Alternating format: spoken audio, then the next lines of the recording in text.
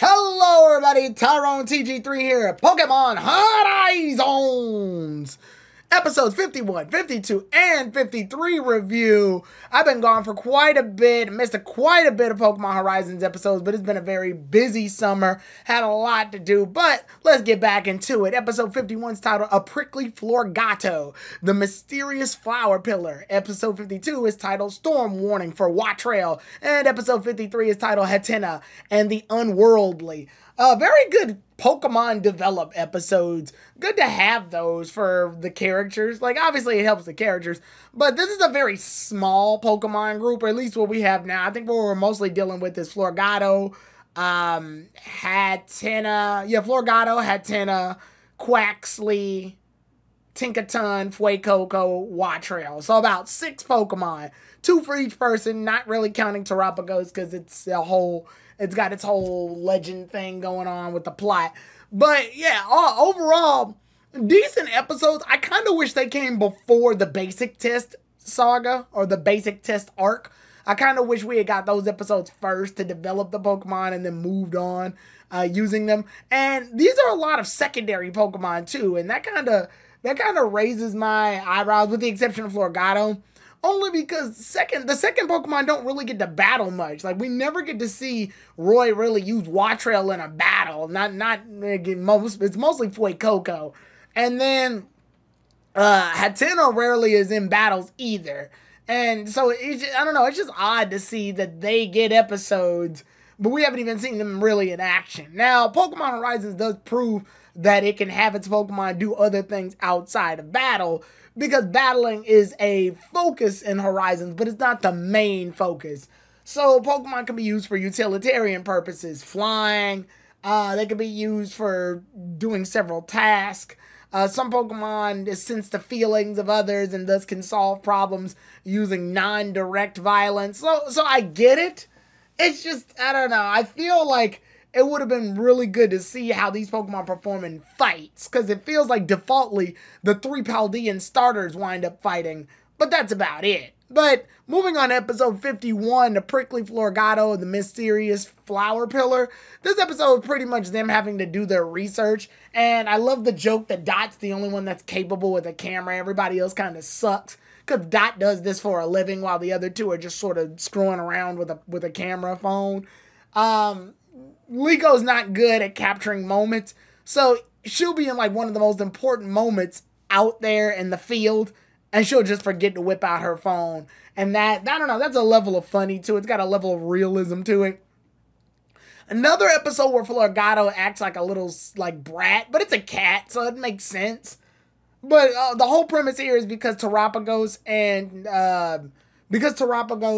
Hatenna need a lot of attention because they're babies.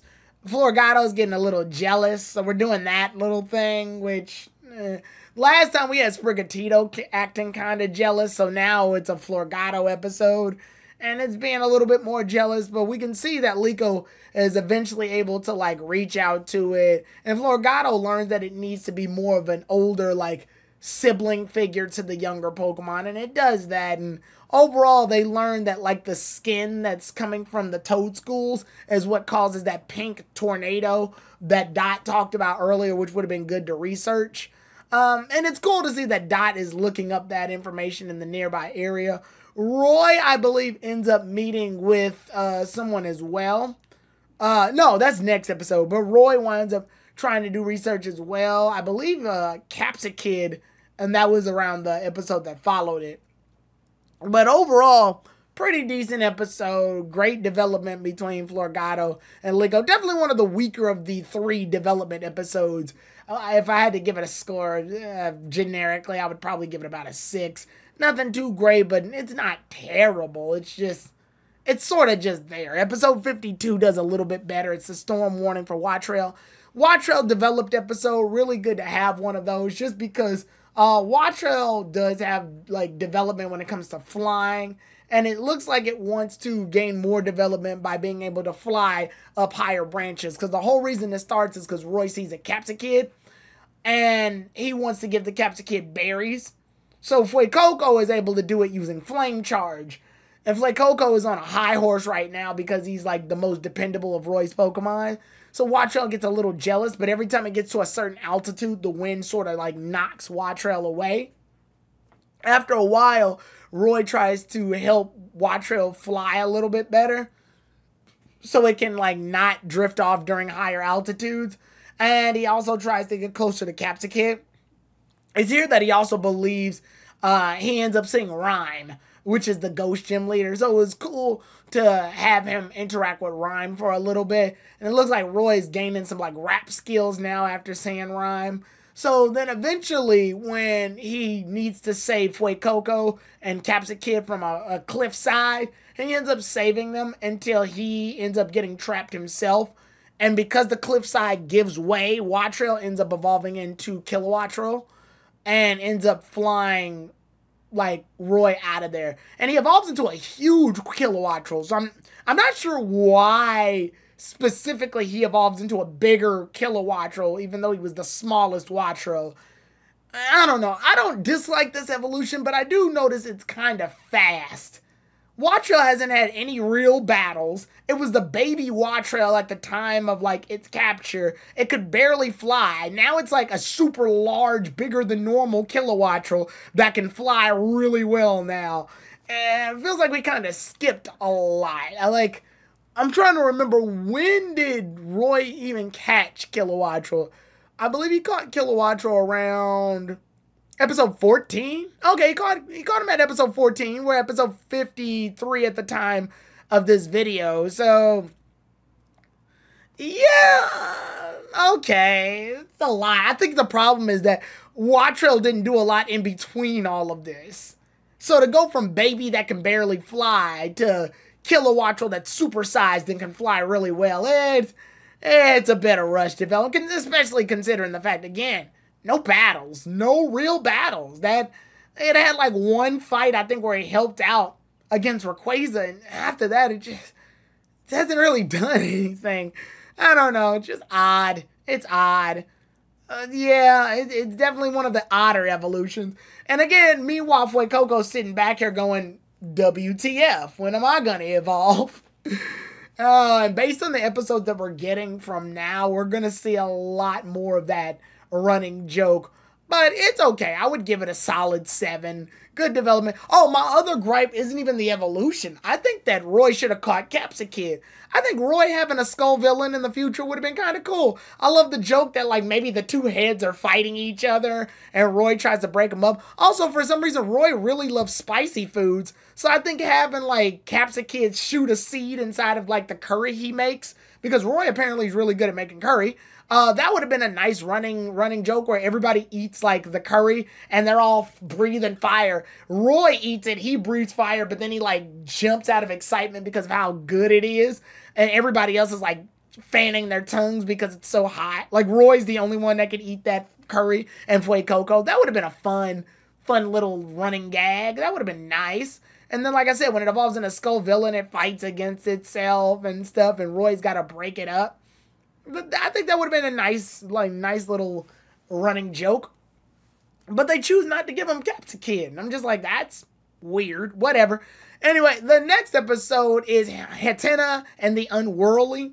I would say this is probably the best of the 3 Pokemon developed episodes. Really good episode. So in this episode, Liko, Roy, and Dot end up meeting some doppelgangers on accident. And yes, sadly, these characters only exist because they are supposed to look like Liko, Roy, and Dot for plot purposes. The whole joke here is that these 3 characters, whose names are completely forgotten, for now I'm going to call them I'm going to call them Rico, Loy, and Todd. I'll call them that because that's their names flipped around. Anyway, they end up meeting their doppelgangers. And when they end up meeting these doppelgangers, they had just left the forest because they heard of like this phantom beast inside the forest. Well, come to find out, it is Annihilape.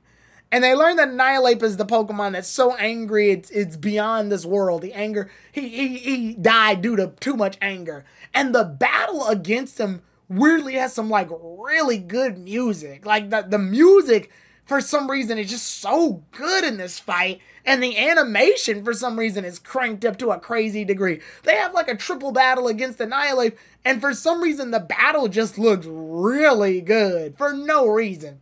They have to retreat, though, because the thing is too powerful, and they end up running against the Mankey and Primate, the pre-evolutions. Well, it turns out when the doppelgangers were in the forest, they ripped off a piece of the vine so that they could fix her bag that was broken. But because they took that vine off, Mankey and Primate and Annihilate have no way to get to the other side of the forest so they can get their berries, they can get their food. So they ended up infighting with each other because they're just so angry. Well, Hatenna's the one to figure all of this out. So Hatenna, along with the others, end up fixing the vine way to make like a bridge, to make like a monkey bar situation so they can travel from one side of the island to the other. Well, when they successfully do that, they make it and they are all happy. But unfortunately, this causes an avalanche on the other side of the forest. It causes them to destroy that area almost. They get mad and they all end up fighting each other. Some of the primates even end up evolving into Annihilates, and the Mankeys evolve into primates. Well, because of all this anger and infighting, Hatenna ends up evolving into Hattrem. Now, for Hattrem, I'm glad they actually decided to pay attention to the lore here. Hattrem takes the emotions that you have and basically mimics it and then does whatever it can to calm you down. If you're feeling too overwhelmed with emotion, Hattrem will literally smack you back into reality, which I think is funny. I love that it ends up evolving into Hattrem and completely smacks the crap out of the Annihilates and goes, stop it, stop it, stop it. Literally, it just goes in and oh. So that was pretty funny.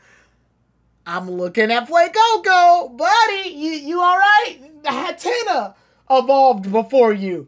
Hatenna and Watrail evolved before you. What, buddy? What's going on, Bob? What's happening? You gonna no? Okay, all right. But anyway, yeah, definitely plot-wise and battle-wise, I will say this is probably the best of the three. I'm gonna give it an 8. Nothing extravagantly, it's definitely the best of the three. So I went 6, 7, 8. Literally, they went up in progression in terms of development for each of the Pokemon. And, honestly, I'm not as mad at Hatenna for evolving into Hattrem. Even though, yes, I know it's less episodes than Watrail, but I think with Hatenna, it works. Because Annihilate was a Pokemon that's so overwhelmingly emotional that Hatenna evolving with it kind of works out in its favor. I can see it. Plus, Hatenna has shown time and time again that while it doesn't fight directly, it does always wind up finding some solution. It's always like Leeko's second pair of eyes, or it understands the situation emotionally and uses its brain in order to solve the problem, not passively.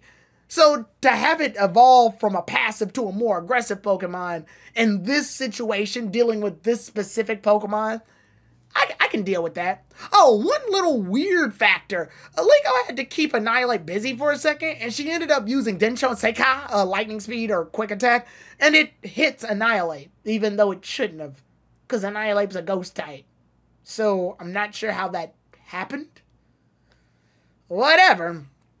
Anyway, with that being said, harmless episodes. I'm only giving the third episode so much of a high score, 8 out of 10, just because it was a good, fight-wise, it was a good episode, and it's a good episode of development, and I love that Liko, Dot, and Roy are working together in this episode as opposed to the other ones where it was just a Liko episode and just a Roy episode with the other two in the background. I kind of wish they did a Dot specific episode to kind of match the three, but it is what it is. Overall, though, next episode is going to be episode 54. That episode is titled An Eternal Blessing, or The Eternal Blessing. And normally I lump a bunch of episodes together to review them. I'm going to do this review by itself. This is one of those episodes that feels like you can review it by itself. It doesn't really belong to a group.